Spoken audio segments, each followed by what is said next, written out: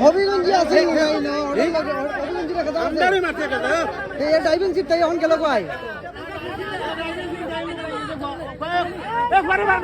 এলাকার মানুষ তো খুব বার করো দেখার দরকার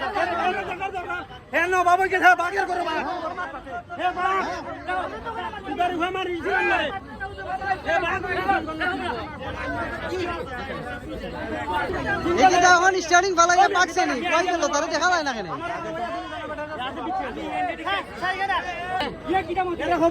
ঘটনা কি ঘটনা কি করছে ঘটনা কি করছে আমরা তো আইরাম হবিগঞ্জের বাস